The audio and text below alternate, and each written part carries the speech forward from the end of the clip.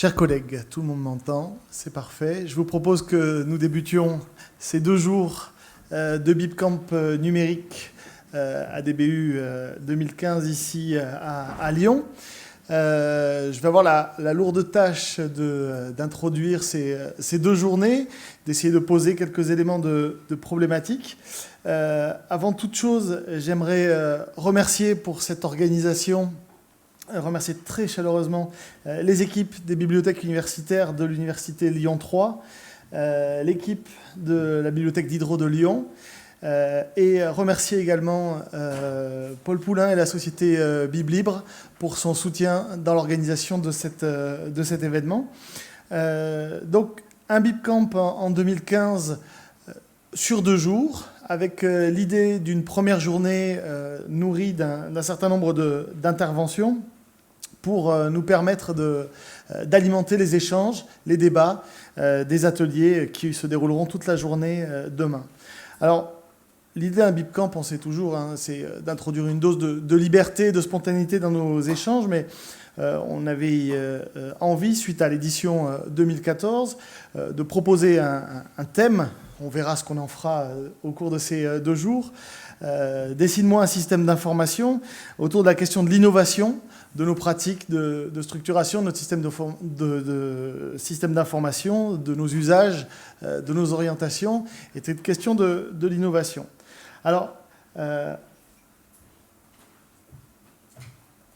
je vais vous détailler un petit peu le programme rapidement de ces 2 jours. Avant toute chose, les éléments pratiques essentiels. Au dos de votre programme, vous trouverez les codes et identifiants Wi-Fi pour vous connecter. Donc, il faut rechercher la borne et du spot. Et ensuite, vous avez un identifiant et un mot de passe. Et il faut passer par le site de l'Université Lyon 3 pour se connecter. Je parle sous le contrôle de mes collègues. Merci Valérie. Donc, qui vous permettra de vous connecter. Deuxième élément, avant d'aller plus loin, non, je le préciserai dans le déroulé du programme. Donc, la journée d'aujourd'hui, des interventions. Je vais tenter donc une expérience d'acrobatie introductive que j'affectionne particulièrement, avec un nouveau sujet pour moi aujourd'hui, la question de l'innovation. Non pas que je sois un spécialiste de faire du neuf, mais que fait-on avec cet élément, cet impératif d'innover, et comment il se présente à nous dans le cadre d'une problématique du numérique et du système d'information. Ensuite, nous aurons une première pause pour des échanges formels ou informels, pause au cours de laquelle vous aurez la possibilité, pour ceux que ça intéresse, de visiter la bibliothèque de la Maison des langues et civilisations de Lyon 3, dans laquelle nous nous trouvons. Et donc, les collègues du service de documentation de Lyon 3 sont ravis de vous faire un petit tour de la bibliothèque qui se trouve à l'étage, au deuxième étage. Ensuite, nous enchaînerons avec une intervention de François Rénaville de l'Université de Liège, que je remercie aussi très chaleureusement pour s'être rendu disponible pour un retour organisationnel sur ces éléments d'évolution de systèmes d'information. Un déjeuner libre, et puis cet après-midi, nous enchaînerons 3 présentations, 3 séances d'échange avec 3 entreprises différentes autour de 3 aspects du système d'information. Les évolutions de fonctionnalités classiques, comme le catalogue avec la société Existence, la question de la donnée du système d'information avec Logilab, et l'inscription et la nécessité d'inscription de notre système d'information dans le web avec Paul Poulain et Biblibre. Petit aperçu de la journée de demain, nous nous retrouverons à la bibliothèque Lyon Diderot, dans les locaux de l'Institut français de l'éducation, où vous serez guidés par les collègues de la bibliothèque Lyon Diderot, pour un BibCamp plus traditionnel, si tant est qu'au bout de la 2e fois on puisse parler de tradition, avec des enchaînements d'ateliers, donc suite au retour et aux échanges que nous avons pu avoir au préalable.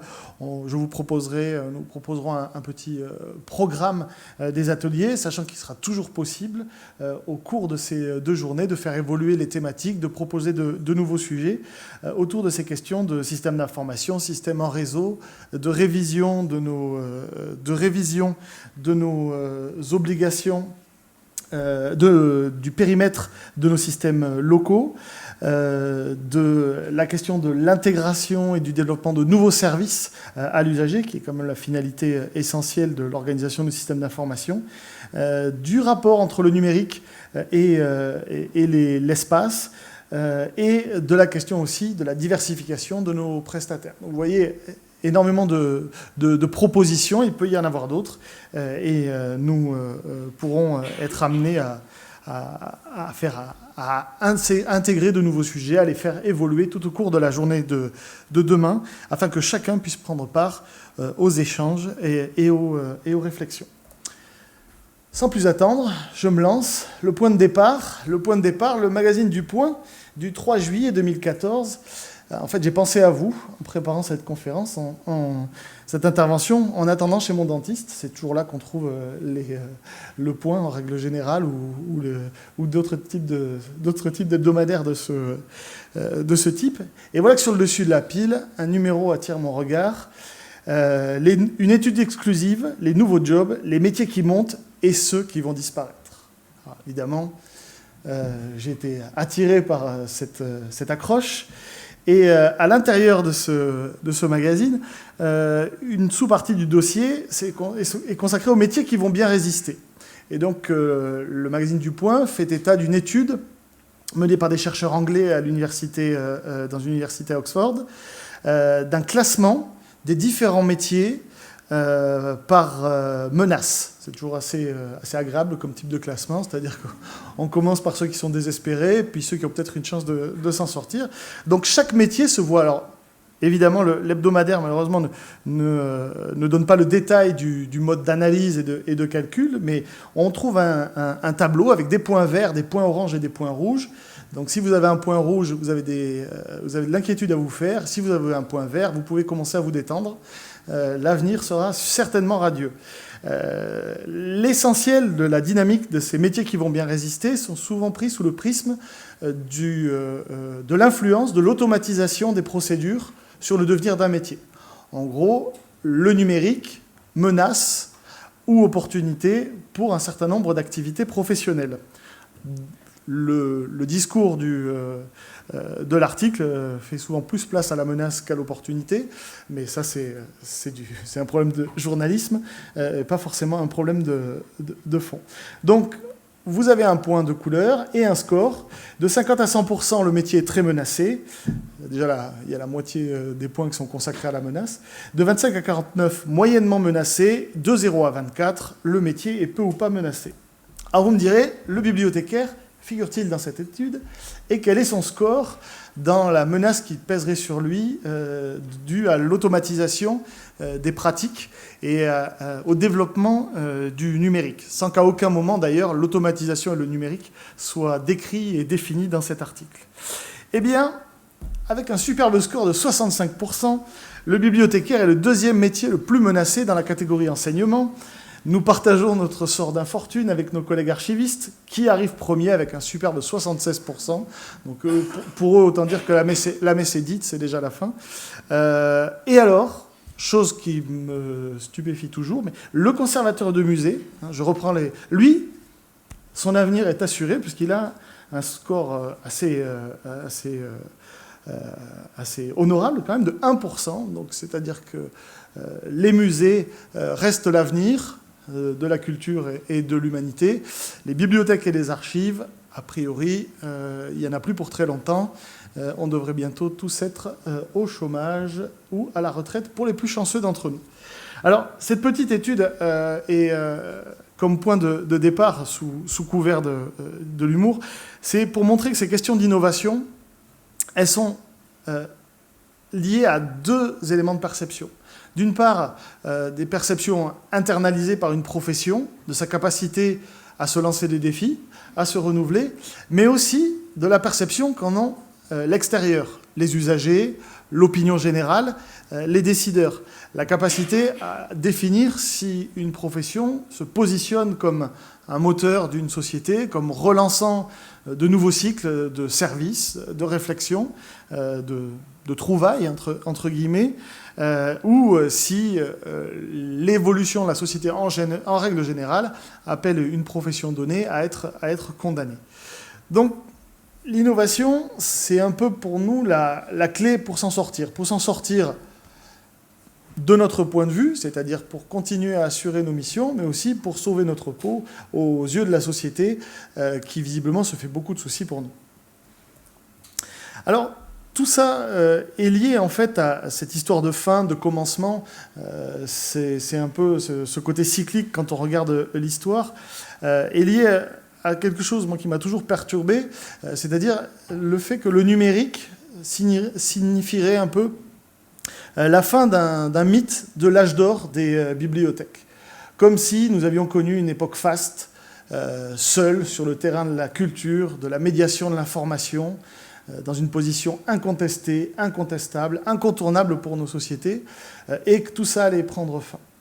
Il faut faire très attention avec ces logiques de fin, de commencement, de cycle abrupt. Je ne sais pas si c'est mon parcours d'historien qui me fait penser ça, mais est-ce qu'on peut vraiment considérer qu'il y a eu un âge d'or des bibliothèques?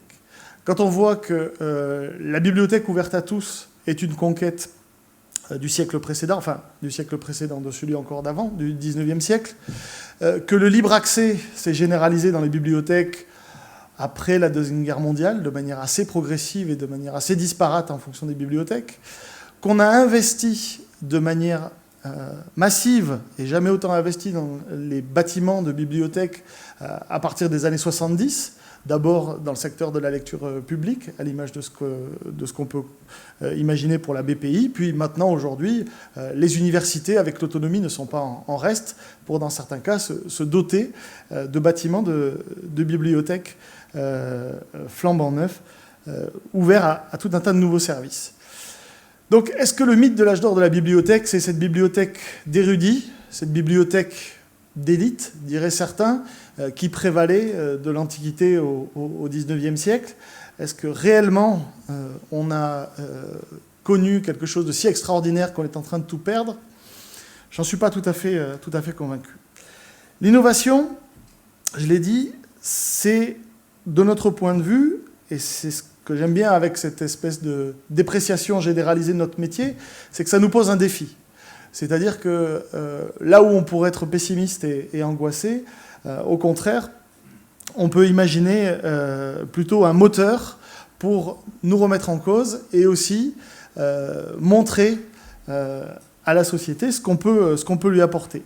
Donc réfléchir à l'innovation, réfléchir à son évolution, c'est aussi se donner des éléments pour durer et être reconnu pour la qualité des services qu'on propose, et plus important à titre personnel en tant que profession, être reconnu pour nos compétences. Alors, désolé, le haut de l'écran a un petit peu sauté dans la vidéoprojection. Il faut aussi, pour nous, dans notre rapport et notre manière de voir, et c'est là que le système d'information est important, que la bibliothèque, si c'était le principal élément de représentation qu'il fallait faire évoluer, c'est que la bibliothèque, elle n'est pas uniquement dans un rapport à l'usager sur place, mais que la bibliothèque s'inscrit durablement dans un rapport à l'usager invisible, à l'usager distant, qui parfois peut être le même, c'est-à-dire qu'il a des usages sur place et des usages distants. Parfois, c'est des populations qui sont entièrement séparées, et que notre système d'information doit être pensé dans ce public proche comme dans ce public lointain.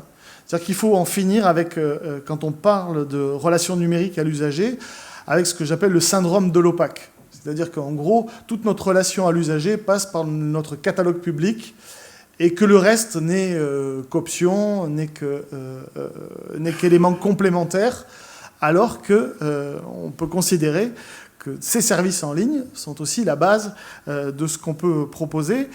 Et à nous d'insérer la bibliothèque, qui est un élément qui est souvent pensé comme un bâtiment, comme une collection, comme un vecteur pour s'insérer dans une relation à l'usager à distance et être présent dans une chaîne assez simpliste, mais qui a le mérite de permettre de se représenter les choses entre l'information, le service et l'usager.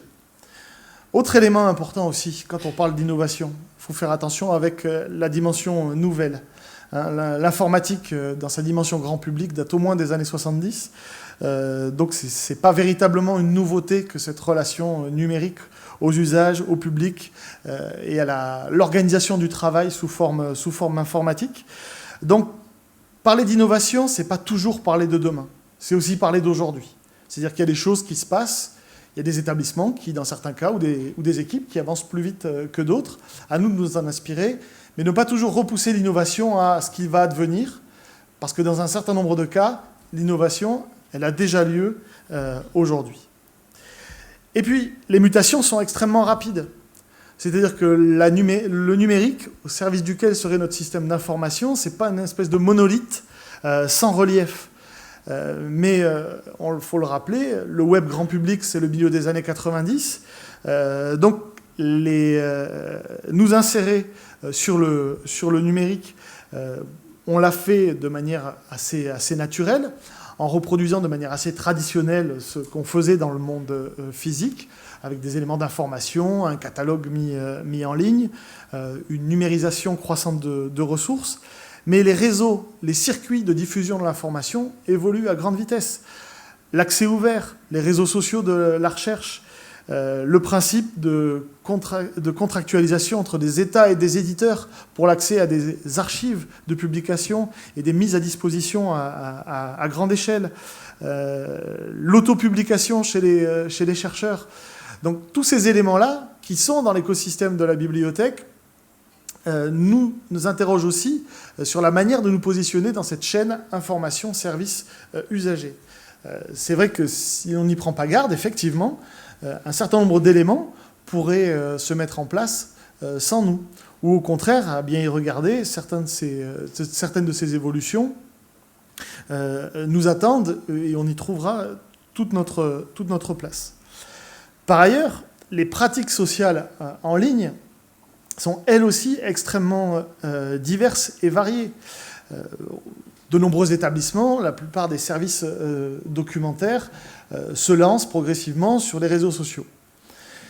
De manière assez classique, par le binôme Twitter-Facebook, c'est en règle générale par ça qu'on commence. On peut assortir tout ça d'un blog. Mais ce qu'il faut voir aujourd'hui dans les pratiques sociales, les pratiques culturelles des différentes populations auxquelles on s'adresse, qu'aujourd'hui, dans les réseaux sociaux, il y a plusieurs familles de pratiques. Les pratiques sont en train de se structurer, de se segmenter. Aujourd'hui, on peut considérer, par certains aspects, que Twitter, c'est un réseau social de vieux, si j'utilisais une expression un peu expéditive. Parce que les franges les plus jeunes des populations étudiantes, constituées aujourd'hui par les collégiens et les lycéens d'aujourd'hui, qui seront nos étudiants dans un avenir très proche, on se rend compte, en les observant de près, que leurs pratiques de réseaux sociaux se fondent majoritairement sur l'image et sur la vidéo. Donc tout réseau social qui a une appropriation ou un mode de diffusion encore trop textuel commence à se décaler sur des publics dont la moyenne d'âge est plus élevée. Donc nos systèmes d'information aussi doivent répondre à ces dimensions-là, que dans la vie réelle, pas la vie réelle, la vie physique, entre guillemets, les publics sont segmentés. Dans l'appréhension et la vie numérique, on retrouve exactement les mêmes éléments. Autre élément un petit peu complexe, là encore le haut de mon écran a sauté, ça c'est une image que j'affectionne particulièrement, c'est la manière dont les services documentaires sont considérés comme des priorités dans les politiques de système d'information de nos établissements. Vous avez ici un schéma réalisé par l'AMU, donc l'agence de mutualisation des universités, qui a étudié auprès des équipes politiques et des directeurs généraux de services la priorité de leurs préoccupations en matière de système d'information, selon un diagramme entre le niveau d'attente, organisé entre le niveau d'attente et le niveau de complexité. Ça veut dire que plus vous êtes en haut à droite, plus vous êtes attendu et considéré comme un domaine simple, plus vous êtes en bas à gauche, et vous êtes considéré comme un domaine complexe, un domaine de spécialistes, et comme un domaine qui n'est pas propriétaire. Le petit rond rose foncé que vous avez en bas à gauche, c'est la politique documentaire. Donc on est considéré à la fois comme une dimension pour spécialistes, et en plus, à l'échelle d'un établissement, comme quelque chose de... alors pas prioritaire, donc j'ai envie de dire plutôt accessoire. C'est pour ça que le système d'information doit être vu comme une possibilité pour nous d'exister dans l'enseignement supérieur et la recherche autour des questions de données, mais pour positionner notre activité sur un plan stratégique qui peut contribuer au projet d'établissement. Et autour du système d'information, le service commune documentation, c'est aussi un service qui coopère avec d'autres services, au premier rang desquels la direction du système d'information, mais également les directions de la recherche, les services de scolarité et tous les différents acteurs de l'université. On le verra dans la description de la dimension système d'information. Ces éléments-là sont communs et sont en partage à l'échelle d'un établissement, et un système d'information ne se pose pas au sein seulement d'un service, mais plus largement au sein de l'établissement. Dernière dimension dans l'objectif et la nécessité de cette question d'innovation et de réflexion sur notre système d'information, c'est qu'il ne se pense pas en tant que tel. C'est-à-dire qu'il faut se méfier de la logique outil, mais toujours être sur des notions de besoins. Et aujourd'hui, quoi de plus essentiel en termes de besoins qui passent par le numérique que de pouvoir développer des services qui concernent y compris la bibliothèque et la documentation, pour toucher l'usager où qu'il soit, mettre en avant nos compétences dans la participation à des projets numériques, à l'ingénierie de services, diffuser nos ressources et le patrimoine qu'on peut, par ce moyen-là, enrichir et pérenniser, être animateur de communautés physiques et virtuelles ou mixtes, proposer, réfléchir à des modes de lecture augmentés, offrir des services personnalisés et conquérir de nouveaux publics, parce qu'il ne faut, même en université, où on peut considérer que les étudiants et les enseignants-chercheurs sont parfois des publics semi-captifs, parce qu'appartenant au même établissement que nous. On le voit bien dans les taux d'usage de certaines franges de la population, d'enseignants-chercheurs comme d'étudiants, que la tension dans la conquête de public peut aussi être un objectif pour les services documentaires. Donc maintenant, cette question d'innovation autour du numérique, une fois qu'on a dressé ces éléments de contexte et ces éléments d'objectifs, comment elle se vit, comment elle s'incarne dans le fonctionnement d'un service, et comment on peut essayer de le penser de manière un peu schématique. Cette question d'innovation, c'est pas quelque chose qu'on peut, comme ça, oui, je fais de l'innovation. Ça n'a pas véritablement de sens, on ne peut pas affirmer ce genre de choses. L'innovation, c'est la nécessité de planifier, d'avoir un calendrier d'évolution, de gestion de projet presque permanente, qui doit s'inscrire sur une logique pluriannuelle, donc c'est-à-dire qu'il faut être capable de se doter de cibles réalisables à long terme et de cibles intermédiaires réalisables à court terme. C'est-à-dire qu'on se rend compte que l'innovation, c'est avant tout penser ce que je ferai l'année prochaine, ce que je ferai dans 5 ans, et ce vers quoi je veux tendre dans 10 ans. Et ne pas hésiter à le formuler, même si on prend le risque de se tromper. C'est-à-dire que ça, c'est aussi une dimension qui est un peu difficile dans notre profession, parce qu'à partir du moment où les services qu'on propose sont en lien avec un public, le réflexe du bibliothécaire, c'est qu'au moment où le service est public, tous les cas aient été prévus et que le service soit forcément parfait. Dans le monde numérique et de la structuration de projets informatiques, il y a toujours une période d'adaptation liée à des expérimentations, à des retours d'expérience, à des corrections en temps réel qui doivent être prises en compte dans notre profession. C'est-à-dire qu'on doit s'autoriser à tenter des choses. On doit s'autoriser à échouer. Échouer, c'est bon pour l'innovation. Ça paraît idiot un peu comme ça, mais il faut qu'on se le dise, car ces phases d'expérimentation sont souvent des phases d'apprentissage qui sont très riches.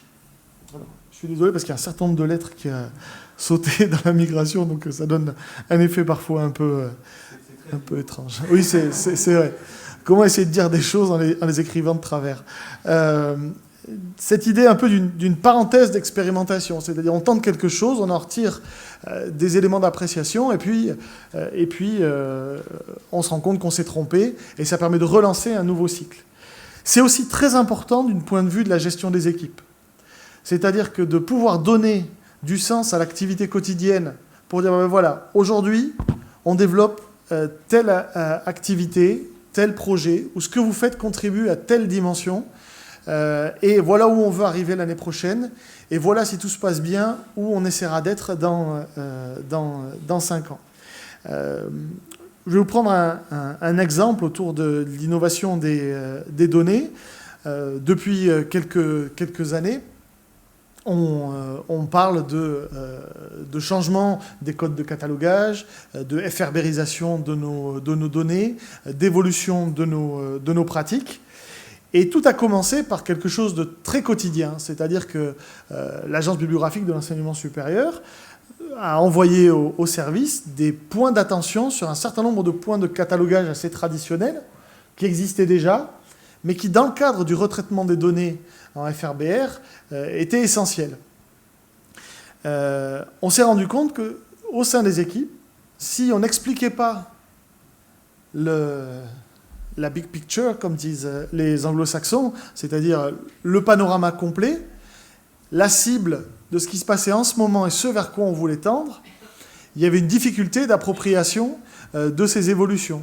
C'est-à-dire qu'il y a un effet aussi qui est très intéressant pour le professionnel, c'est de se rendre compte que son activité quotidienne participe à une innovation et à une évolution en marche. C'est-à-dire que pour l'équipe dont j'ai la charge, par exemple, le premier message, quand ces règles et ces points d'alerte ont été donnés par la BES, ça a été de dire, vous savez, du FRBR, vous êtes en train d'en faire. On vous en parlait depuis des années, c'est vrai. On vous disait, le FRBR, c'est pour demain. Alors, ça fait 10-15 ans qu'on disait que c'était pour demain. Voilà, c'est aujourd'hui. C'est-à-dire que vous contribuez à une évolution de nos pratiques de données, alors que finalement, le système d'information a peu évolué en local et beaucoup en centrale de ce point de vue-là. Donc l'expérimentation, disposer des jalons, expliciter ce qu'on est en train de faire, sont des éléments essentiels d'innovation qui ne peut pas être l'apanage d'une petite partie de l'équipe, mais auquel toute une organisation doit pouvoir contribuer. Et pour aller au-delà de ce message aux équipes, on peut aussi réfléchir à la structuration de nos emplois, à l'organisation du travail. Et là, je vais vous soumettre une idée, j'ai déjà testé auprès d'autres collègues en journée professionnelle, par rapport à la structuration et à ce qu'on appelle traditionnellement la pyramide des emplois, donc avec une idée un petit peu d'une tête et puis une base qui a tendance à s'évaser, plus on descend de la catégorie A vers la catégorie C. Est-ce que ce dont on aurait besoin dans les bibliothèques et les services documentaires pour faire face à ces enjeux numériques, à ces enjeux de systèmes d'information qui concernent maintenant l'intégralité des équipes? Parce que le système d'information, c'est quoi? C'est la numérisation des procédures de travail. On parle de numérisation de la société pour dire que le numérique irrigue l'ensemble d'une société dans toutes les dimensions de son activité. Un système d'information dans une entreprise, dans une organisation, c'est un système qui organise le travail et finalement, il n'y a pas un agent, il n'y a pas un collègue qui échappe à cette numérisation de l'entreprise. Et donc, si on organisait nos emplois et nos compétences en passant du modèle de la pyramide, avec l'idée issue un peu du monde du travail du 19e siècle, d'un chef, de techniciens en phase intermédiaire et d'exécutants à la base, à un modèle que j'ai appelé le modèle Vauban. Alors tous ceux qui vivent dans une ville verront peut-être à quoi je fais allusion, c'est-à-dire un modèle basé sur le dessin de base des fortifications, qui est celui du pentagramme, c'est-à-dire d'une évolution de nos pyramides d'emploi, où on continuerait certes à avoir les catégories A, mais où on privilégierait la présence de techniciens en plus grand nombre par rapport à une catégorie C qui changerait de type de mission, mais moins nombreux parce que le traitement des collections physiques, de la collection physique, rencontrerait moins de nécessité par rapport au traitement de la donnée et du numérique.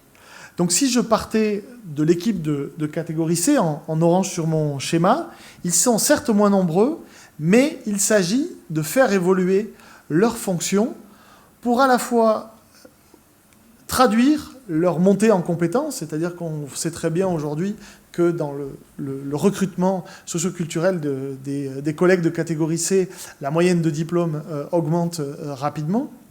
Et donc, on a une part non négligeable de collègues de catégorie C qui sont Bac plus 2, Bac plus 3, Bac plus 4, Bac plus 5 dans certains cas, et qu'effectivement, la gestion des collections physiques dans un certain nombre de disciplines est nécessite de moins en moins de tâches de ce type. Par contre, l'évolution et l'intérêt nouveau à donner à leurs activités se concentrent autour des fonctions d'accueil, d'orientation, de renseignement, même de renseignement bibliographique, de formation des usagers, c'est-à-dire qu'il y a de nombreux collègues de catégorie C qui finalement, comme ils sont dans la bibliothèque en permanence, finissent par la maîtriser et être d'un apport souvent essentiel pour la médiation. Et si on met à niveau leur connaissance des ressources numériques, on a un vivier de formateurs, de médiateurs sur lesquels on devrait capitaliser plus souvent. De la même manière, dans nos systèmes d'information actuels, il paraît souvent dommage de limiter la gestion des collections physiques, de leur description, des exemplaires aux catégories B. C'est-à-dire qu'il y a beaucoup d'établissements qui ont franchi le cap qu'un certain nombre d'activités sur les descriptions bibliographiques, de ressources imprimées en général, mais pourquoi pas du numérique, soient assurées par des collègues de catégorie C. Le problème, c'est le terme de magasinier, en fait. Il faudrait qu'on bazarde cette terminologie qui nuit on parlait de la vision de la bibliothèque. Je crois que la vision de nos métiers, elle passe aussi par la manière dont on s'appelle entre nous. Et finalement, de magasinier, on pourrait avoir une évolution assez naturelle vers ce que j'appelle les logisticiens de la donnée, c'est-à-dire qu'aujourd'hui, on fait des traitements par lot, des traitements de masse, des traitements en série de données, et qu'on pourrait très bien donner un nouveau sens aux fonctions de catégorie C dans ce contexte, au prix d'une adaptation. À partir du moment où vous faites cette évolution-là, et si vous renforcez la catégorie B, la catégorie des techniciens, de ceux qui ont une expertise sur la structuration de l'information, que vous leur donnez aussi des fonctions d'encadrement de proximité, d'encadrement fonctionnel, voire d'encadrement fonctionnel et d'encadrement hiérarchique, parce qu'il est parfois pas forcément utile et nécessaire d'avoir un collègue de catégorie A à la tête de tout type d'équipe, y compris d'équipes fonctionnelles qui comptent 2, 3, 4 agents. Un certain nombre de collègues, dans la diversité des tâches qu'ils sont capables d'exercer en catégorie B, sont capables d'encadrer des petites équipes. Élément le plus important, et je reviens sur mon sujet de système d'information, à partir du moment où le traitement en série, le traitement de masse peut être assuré par d'autres collègues, ce qu'on dit souvent, ce vers quoi on tend, dans le cadre de votre système d'information, les collègues de catégorie B peuvent être amenés à faire du traitement de qualité, du traitement sur des corpus de données ou des corpus de documents spécifiques, parce qu'ils seront moins pris par les tâches sérielles au sein du système d'information. Autour des questions de service, les collègues de catégorie B aussi pourraient se voir enrichis d'interventions dans le domaine de l'animation de communauté, dans l'organisation de la médiation comme de la formation à l'usager. Et in fine, pour les collègues de catégorie A, le fait d'avoir des tâches d'encadrement mieux réparties entre les catégories A et les catégories B permet aussi de dégager des types de compétences dont on a cruellement besoin compte tenu du nombre de projets, toujours dans cette idée que l'innovation, c'est un projet informatique, finalement, une situation de gestion de projet permanente. Et c'est dans cette mise en condition de gestion de projet permanente qu'on peut insérer de l'innovation.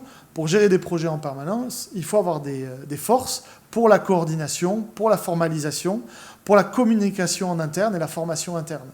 Et dans ces éléments de système d'information, encore une fois, l'innovation ne doit pas être le précaré d'une petite quantité d'agents au sein d'un service, mais il faut que ceux qui coordonnent aient aussi beaucoup de temps pour faire partager à l'ensemble des équipes. C'est-à-dire que l'innovation, c'est bien, mais si vous la faites dans votre coin, j'aurais tendance à dire que ça ne sert à rien. On peut être content d'une réalisation, d'un nouveau service numérique qu'on met en place, mais si la quasi-totalité de vos collègues ne savent pas de quoi il ressort, ne se l'approprient pas dans leur relation à l'usager au quotidien, finalement, est-ce qu'on n'a pas un semi-échec plutôt qu'une semi-réussite? Donc, voilà, alors évidemment, c'est un peu rapide, mais je pense que dans la réflexion autour de la gestion des ressources humaines, des emplois, peut-être que ces réflexions-là, d'ailleurs, pour être partagé avec d'autres secteurs professionnels. Là, je n'ai pas assez de maîtrise de ces questions de RH pour me permettre d'asséner ce genre de vérité. Mais en tout cas, au sein de la fonction documentaire et de la fonction des bibliothèques, il y a des évolutions qui sont certainement nécessaires pour nous permettre de nous approprier cette notion d'innovation. Autre élément de contexte qui doit nous donner des idées, plutôt que de nous faire peur, c'est dans le secteur numérique, notre système d'information, il nous sert à nous positionner dans un environnement, un contexte où des nouveaux acteurs ont pris, on a envie de dire, toute la place. Souvent, on les rassemble sous l'acronyme de GAFA, les Google, Apple, Facebook et Amazon. Donc, ces nouveaux acteurs qui ont basé tout leur modèle économique sur une relation d'intermédiaire. Donc ils viennent sur notre terrain de la médiation, mais par contre, eux, ils sont capables de faire des millions, pour ne pas dire des milliards de dollars avec ça. Leur modèle, c'est important de le connaître et de le maîtriser pour savoir ce que nous pouvons en faire ou comment rendre plus efficace le déploiement de notre système d'information. C'est-à-dire que le principe de ces acteurs-là, c'est de mettre en place des services, souvent gratuits, pour drainer d'immenses communautés qui vont être monnayées en tant qu'intermédiaires auprès d'opérateurs traditionnels, des entreprises ou des acteurs institutionnels. Donc leur stratégie, c'est de nous proposer toujours plus de services au sein, par l'intermédiaire incontournable de notre navigateur qui nous sert de manière qu'on ne peut pas faire l'impasse sur notre navigateur pour aller sur Internet, par le biais du moteur de recherche, c'est-à-dire d'être présent dans la fonction de base quand on navigue sur Internet, la recherche d'informations, de nous proposer un système de services toujours plus développé. Et vous verrez, si vous regardez ces entreprises, elles n'hésitent pas à expérimenter.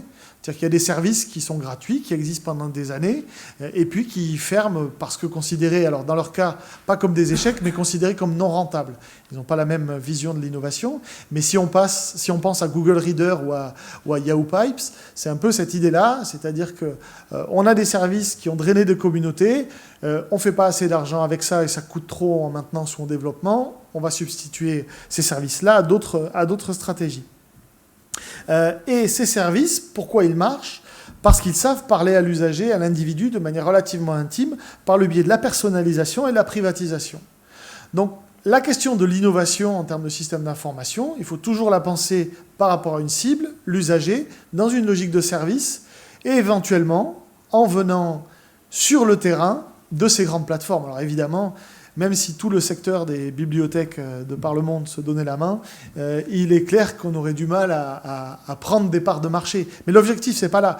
L'objectif, c'est de prendre notre place dans le système, de s'insérer dans cet écosystème en ayant bien compris quel était son moteur et son mode de fonctionnement.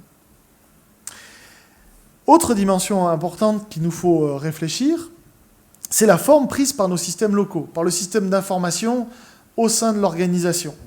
Est-ce qu'on n'aurait pas intérêt à changer de modèle? La critique que je vous encourage à faire et qui avait été proposée par un certain nombre de collègues aujourd'hui, c'est la critique de ce qu'on bâtit autour de notre système intégré de gestion de bibliothèque. Et la remarque, elle vaut aussi pour même un certain nombre de projets étiquetés comme innovants, quand on nous parle des systèmes dits de nouvelle génération, que sont les systèmes de gestion de bibliothèque mutualisés dans le nuage. C'est-à-dire, est-ce que notre système d'information pour une bibliothèque, pour la documentation, il a vocation à s'appuyer forcément sur, parce que notre SIGB, le pivot, c'est quoi? C'est le catalogue. Quelque part, tout est pensé à partir de la gestion d'une collection physique. C'est comme si, au lieu d'être une bibliothèque, au sens plein du terme, au sens de médiation, de service, de lieu d'accueil, nous étions réduits à une collection physique que nous gérions. C'est-à-dire que notre système d'information, il n'a pas évolué de ce qui nous a fait naître une collection de documents physiques. Et encore aujourd'hui, quand on le pense, on positionne toujours pour commencer le système intégré de gestion de bibliothèque. Et ensuite, on essaye, tant bien que mal, de rajouter des éléments. Mais on voit bien, si on regarde de près l'offre des systèmes de gestion de bibliothèque mutualisés, que nos souhaits, finalement, de développer un certain nombre de services et de les intégrer à notre système d'information évoluent plus vite que les outils qu'on nous propose. Je vais vous prendre un exemple qui va tous vous parler. Quel est le fournisseur de SIGB? Alors, je suis sûr que peut-être que quelqu'un va m'en trouver un, mais dans ce cas-là, je pense que ça intéressera tout le monde, qui propose en standard un gestionnaire de planning de service public. À ma connaissance, non. Moi, j'en connais pas encore. Alors que s'il y a bien une activité dans notre système d'information qu'on essaye tous depuis au moins 15 ans, en tout cas au moins depuis que je suis dans le métier, donc environ 12-15 ans, on essaye tous de l'intégrer à notre système d'information. Par des moyens plus ou moins bricolés, plus ou moins collaboratifs. On pourra travailler sur ces notions-là demain. Mais aujourd'hui, quand on pense à un système intégré de gestion de bibliothèque, il n'y a pas de gestionnaire de planning de service public à l'intérieur. Alors vous me direz, oui, mais il y a des gestionnaires de réservation de salles dans les établissements. Ouais, essayez de faire rentrer un planning de service public de bibliothèque dans un gestionnaire de réservation de salles d'établissements d'enseignement supérieur et de la recherche. Et puis, une fois que vous aurez trouvé une solution qui va tous s'appliquer aux particularités de nos différentes bibliothèques et de nos différentes structures, on pourra peut-être en reparler. Donc, c'est un exemple peut-être anecdotique, mais pas forcément, parce que le système d'information, il est quand même là pour s'appuyer aussi sur les fonctions les plus lourdes, les plus quotidiennes, qui nécessitent le plus d'énergie, et quoi de plus énergivore que la gestion des plannings de services publics. On pourrait multiplier les exemples, on le verra par la suite, dans la suite de la démonstration. Je fais attention à l'horaire. Deuxième élément important dans la pensée de notre système d'information, c'est de le penser vraiment, non pas comme une collection d'applications, mais vraiment comme un système. Aujourd'hui, il y a des notions d'informatique, d'évolution de l'informatique, avec lesquelles il est important de se familiariser, comme l'urbanisation. L'urbanisation, c'est quoi? C'est en fait la mise au jour que l'informatique, pour ceux qui l'ignoraient encore, mais moi le premier j'ai appris à le découvrir, c'est un système complexe comme une ville, un système urbain. Donc on parle d'urbanisation, c'est-à-dire qu'il y a des échanges, il y a des ressources qui sont localisées à différents endroits, il y a des transformations, il y a du transmodal dans certains cas, il y a des communications, et tout ça constitue un système où naviguent des applications, des données, des ouvertures. Et le système doit être pensé de manière intégrée, c'est-à-dire qu'on essaye que pour un besoin et une mission donnée, on dispose de tous les éléments qui permettent de l'assurer, mais également qu'il y ait des notions de dialogue et que l'interopérabilité soit intégrée, ou la réflexion soit intégrée quand on pense ce système. Souvent, on travaille sur des cahiers des charges fonctionnels. Vous l'avez tous fait pour la plupart, j'imagine, dans le cadre de réinformatisation ou de développement de projets spécifiques. Plus, de mon point de vue, là, c'est à titre personnel que je parle, plus j'avance dans ces projets informatiques et les différents projets auxquels j'ai pu participer dans les différents établissements dans lesquels j'ai travaillé, plus je me rends compte, par exemple, que le paragraphe sur l'importation, l'exportation de données, sur l'intégration des fonctionnalités dans des environnements extérieurs à l'application qu'on est en train d'étudier ou qu'on est en train de définir, sont souvent les paragraphes les plus critiques pour la réussite d'une application. C'est maintenant souvent par l'import et l'export des données ou par l'intégration que j'aime bien commencer la lecture d'un cahier des charges ou la lecture d'une proposition d'une entreprise quand elle répond à un besoin. Parce que le fait que le système soit ouvert ou propose des passerelles ou puisse intégrer des contenus qui viennent de l'extérieur et en proposer sont souvent des éléments qui sont critiques dans la manière de penser nos systèmes. Et encore aujourd'hui, le système d'information de la documentation, c'est un îlot informatique dans le système d'information de nos établissements. Et on se rend compte qu'on est en tension pour évoluer et pour positionner stratégiquement notre fonction dans les établissements. Dans les années à venir, je pense qu'il y a un système d'information qui, pendant longtemps, n'a pas été considéré, une partie du système d'information de l'ESR, qui n'a pas été considéré comme stratégique dans les établissements parce qu'un peu trop complexe, c'est celui de la recherche, qui est en train d'avancer rapidement. Le SI Recherche, c'est quoi? C'est l'identification de vos enseignants-chercheurs, l'identification des publications. Il y a tout un tas d'autres fonctionnalités, mais ces deux éléments-là sont souvent essentiels. Bon, sur ces éléments-là, on a quelque chose à dire, on a quelque chose à proposer, et on gère déjà des données en lien avec ces processus d'identification, de référentiel, d'autorité d'enseignants-chercheurs ou d'organismes de recherche et de suivi des publications. Je ne suis pas sûr qu'on réussisse à être totalement positionné, à moins d'un dialogue vraiment ancien et nourri, ou en conscience des établissements sur le fait de mettre autour de la table sa DSI, sa direction de la recherche, ses équipes de chercheurs, son service de documentation et son pôle TICE par exemple, qu'on soit forcément aidé par la forme prise par nos systèmes d'information traditionnels aujourd'hui. Donc la recherche est un bon exemple de nécessité de penser le système d'information. Élément corollaire ou conséquence de ce que je viens de dire, que je reprécise et que j'assène, la question de la modularité et de l'adaptation. Aujourd'hui, dans SIGB, il y a la notion d'intégrer. Est-ce qu'il vaut mieux, plutôt que de subir l'intégration, la mettre en œuvre? C'est-à-dire, je fais les choix d'intégrer les différentes briques logicielles qui me permettent de coller à mon organisation du travail, aux ressources informatiques de mon établissement, à des choix technologiques liés à la politique d'établissement, à la culture informatique des équipes qui la mettent en œuvre, en termes de choix, de priorité, de positionnement aussi, dans certains cas éthiques, des établissements. Je pense à l'intégration du libre, qui relève à la fois des forces ou de la manière de faire de l'informatique, mais aussi d'un certain nombre de conceptions dont on va reparler. Et qu'aujourd'hui, le système intégré, il a peut-être vécu. Où c'est bien de pouvoir aussi la penser et de ne pas forcément la mettre en œuvre telle qu'elle nous est proposée. Autre dimension essentielle, j'en ai un petit peu parlé, la question du libre et de l'accès ouvert. Il y a le libre comme caractérisation de l'offre logicielle qu'on met en œuvre, mais c'est également les données qui sont à l'intérieur de nos systèmes, y compris de systèmes propriétaires. C'est-à-dire qu'on peut très bien faire le choix de technologies propriétaires, ce n'est pas une honte, hein. Il faut assumer. Dans certains cas, ça correspond à des choix économiques, à des choix humains, à une qualité de l'offre sur certains secteurs. Mais il ne faut jamais que la question du libre ou du propriétaire soit un choix par défaut.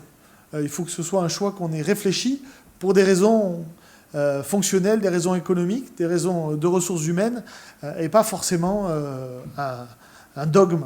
Voilà, il faut éviter le dogme du libre comme le dogme du propriétaire, et le combat entre les deux domaines me paraît stérile. Mais même dans le cas du propriétaire, la question des parades, des procédures, de penser l'accessibilité des données, c'est-à-dire que quand vous avez un système propriétaire, imaginez, pensez les scénarios de sortie du système. Parce que vous n'êtes pas forcément lié avec un prestataire jusqu'à la fin de vos jours, ou jusqu'à la fin des jours de votre institution, qui est proche, si on en croit le point modulo ce que je vous ai dit tout à l'heure. Donc, on peut penser des données ouvertes, c'est même un positionnement pour le coup politique de l'État et d'un certain nombre de collectivités territoriales, dans des technologies propriétaires. Et c'est bien de poser ça comme un principe pour contraindre les différents secteurs qui sont prestataires de services, ceux qui sont prestataires sur du libre, comme sur du propriétaire, d'intégrer cette dimension-là. C'est-à-dire qu'à un moment donné, je veux pouvoir avoir accès à mes données pour changer de système, pour gagner en liberté. Élément structurel aussi à penser actuellement, c'est la question du nuage, le cloud. Alors, le cloud, c'est l'avenir. C'est comme le libre ou le propriétaire. Ça ne peut pas être un dogme. La question de différents niveaux de mise en commun de données et d'applications, parce que le cloud, c'est ça, le nuage, l'informatique dans les nuages, c'est qu'à un moment donné, on met en commun et on externalise à différents niveaux, au niveau d'un site, chez un prestataire, au niveau national, au niveau international, des services ou des données. On peut avoir des stratégies de cloud à plusieurs endroits, en fonction du caractère stratégique de ces données. Il y a des données dont on sait qu'on apporte de la plus-value, on va en avoir une maîtrise totale. Des données qui sont des données de consommation, mais celles-là, on accepte de les externaliser, y compris dans un cloud commercial dont on sait et dont on assume qu'on n'aura pas forcément totalement la main dessus, mais il faut que ce soit connu. Ça aussi, il faut le penser. Aujourd'hui, le système informatique, il n'est pas monolithique dans son implémentation. On peut penser l'informatique à différents niveaux. Et le nuage, c'est cet élément-là qui doit nous pousser, cette réflexion-là qui doit nous pousser à faire.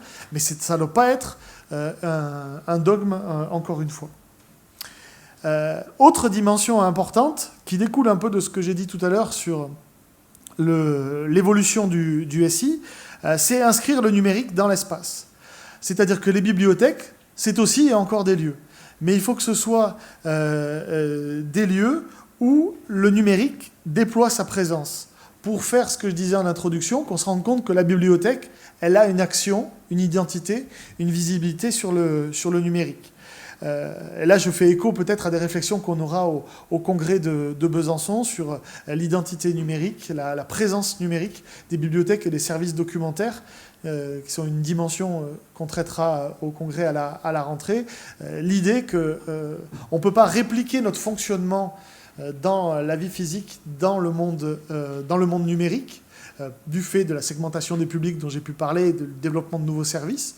Mais de la même manière, et en regard, on doit savoir que quand on est dans une bibliothèque, c'est aussi un lieu où le service numérique se déploie, et ce service numérique est complémentaire de ce qu'on trouve dans les espaces. Et donc on doit voir comment rendre visible cette notion-là. C'est-à-dire que ce n'est pas parce que j'ai dit Learning Center que j'ai forcément tout dit. Il faut aussi trouver des solutions et donner de la matière à ces concepts-là. Je me dépêche parce que je parle trop comme d'habitude et que je surveille l'heure. Tout ça pour dire que j'assène un certain nombre de points à répétition, mais c'est vrai qu'aujourd'hui, la question, c'est la question de l'application manquante dans notre SI, des zones d'ombre, des zones blanches, si on était en télécommunication. C'est-à-dire que notre SIGB, même accolé d'un ERMS, même dans un système de gestion de bibliothèque mutualisée, ce n'est pas la totalité de notre activité. Aujourd'hui, on déploie tout un tas d'autres fonctions. L'organisation du travail est beaucoup plus complexe et parfois elle se fait à côté de notre système d'information. Je rappelle la question du planning de service public est un bon exemple, mais on pourrait en imaginer d'autres activités. Et donc l'innovation, c'est aussi ça, c'est permettre que le travail puisse se déployer dans un système d'application et d'échange de données qui soit réellement, qui colle à la totalité des activités qu'on déploie aujourd'hui dans les bibliothèques, que nous sommes appelés à déployer demain. Et se poser la question de l'innovation, c'est se poser la question des lacunes de notre activité qui ne seraient pas couvertes aujourd'hui par notre système d'information.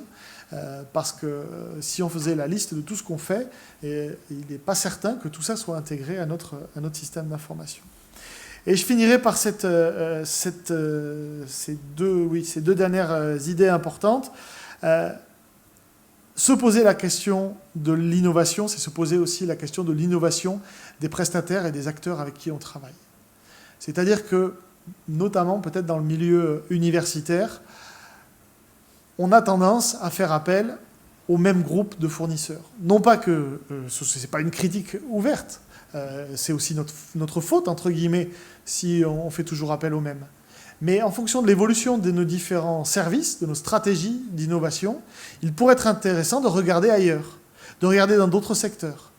Parce que finalement, le catalogue et la bibliothèque, le catalogue qui fonde la bibliothèque, qui fonde aussi notre expertise, c'est la question des données. Et donc, il existe tout un secteur du service informatique autour de la donnée, des bases de données, dans tout un tas d'entreprises qui ignorent, parce qu'elles ne comptent pas les bibliothèques comme clientes, elles ne travaillent pas pour les services de documentation, mais qui déploient un certain nombre de technologies qui peuvent être intéressantes.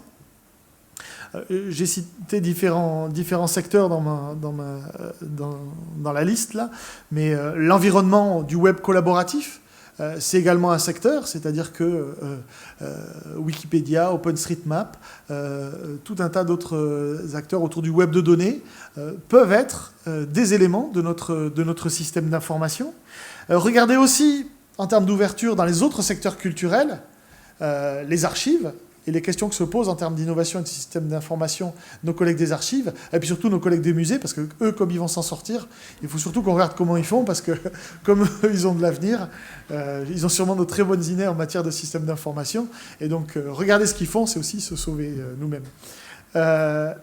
Autre secteur auquel je tiens beaucoup, et je me rends compte qu'il doit se situer tout en haut de la diapo, il a sauté, c'est celui du jeu vidéo. Alors ça, c'est une marotte personnelle, mais très clairement, un jeu vidéo, en termes de réalisation informatique, c'est un type de document numérique qui s'appuie sur une base de données en relation avec une interface usagée dans le cadre d'une progression ou de la prédiction d'un certain nombre de parcours plus ou moins libres, plus ou moins orientés.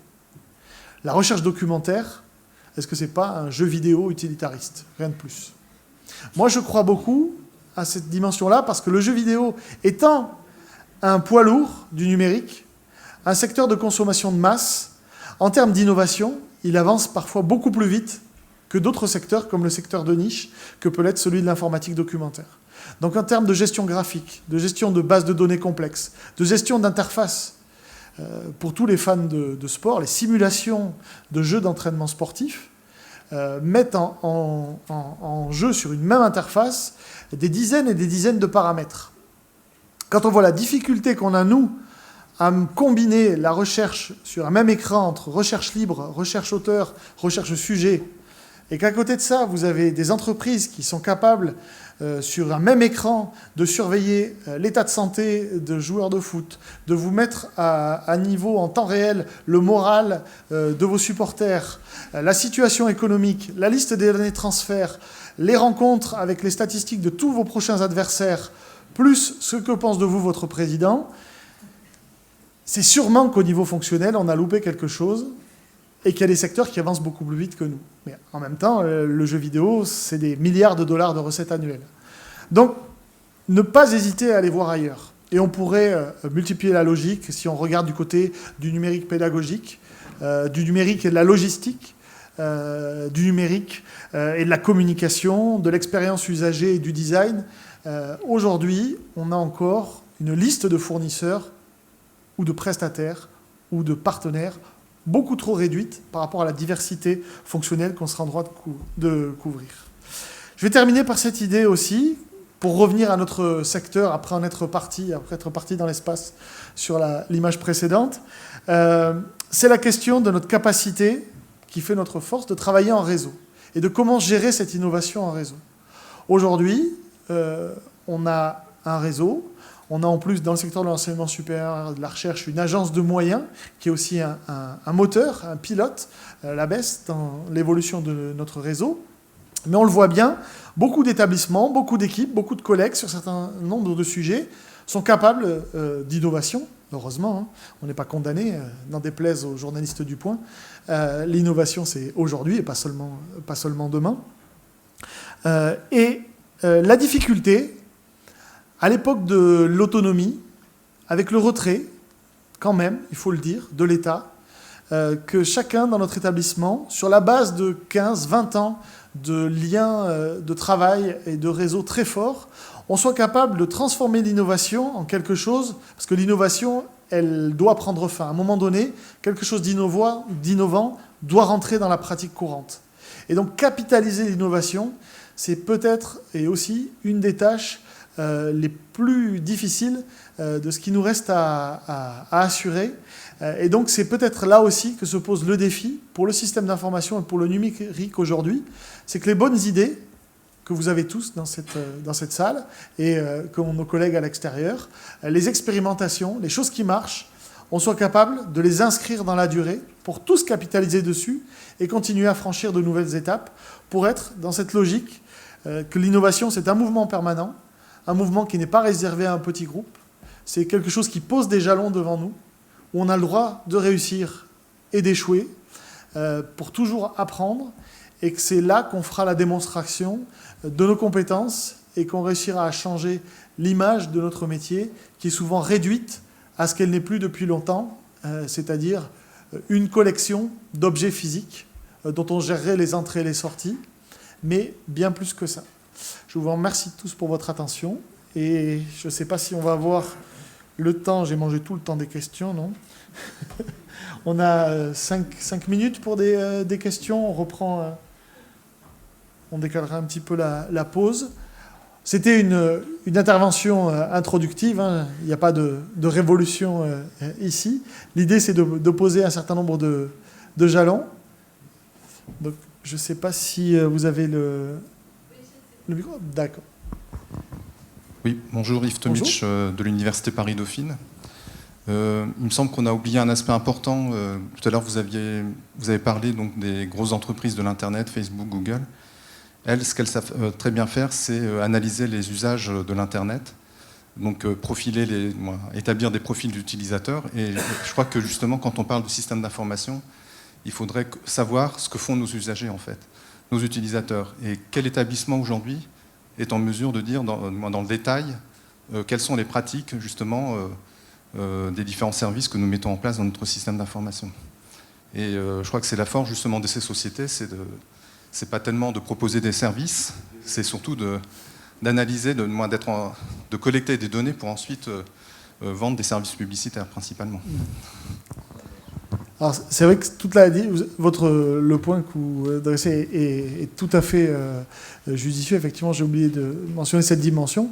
Toute la difficulté pour nous, en tant qu'opérateurs publics, de gérer cette connaissance de l'usager individuel, dont il faut garantir aussi le respect de la vie privée. Mais c'est vrai qu'aujourd'hui, on est capable de faire des choses assez fines sur la circulation de documents imprimés, mais en regard, on n'a pas toujours la capacité, dans notre système d'information, dans le système d'information de la plupart des établissements, de savoir pour un type d'étudiant quelles sont leurs pratiques d'emprunt d'ouvrage, mais à côté de ça, quelles sont leurs pratiques numériques dans les services qu'on propose et au-delà. C'est vrai qu'il y a un chaînon manquant. On peut constater l'évolution en termes de grande masse, mais en termes de qualitatif, on n'est pas encore totalement armé. Et là aussi, il y a une zone blanche dans notre système.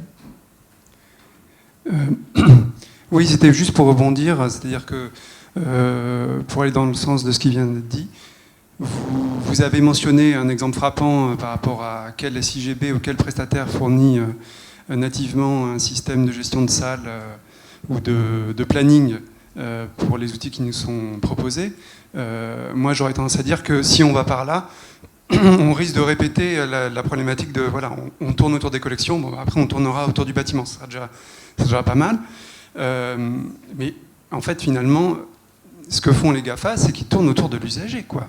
Donc ils tournent autour des profils. Donc quel prestataire peut nous fournir un système qui tourne autour du profil? Et là, on retombe sur ce que vous venez de dire, hein, les problèmes de conservation et de données qui sont quand même assez privées. Mais en même temps, ça oblige à ouvrir le SI documentaire et finalement, ce qui paraît évident, c'est que comme il y a des numéros, par exemple, d'étudiants, hein, pour parler des BU, pourquoi est-ce qu'on n'arrive pas à se proposer, peut-être qu'on y arrive en fait, je parle de mon point de vue, une vision à l'utilisateur, donc qu'il soit enseignant par rapport à ses élèves ou à un étudiant, une vision surtout de sa scolarité universitaire, au moins sur le volet documentaire, et capitaliser là-dessus, et donc bien entendu après tout ce que ça permettrait de faire, si on s'en rapporte à ce qu'est capable de faire Amazon par exemple, hein, les achats bien sûr, mais aussi les lectures proposées, etc., quoi. Et puis le lien avec les cours hein, et les bibliographies des enseignants. Voilà.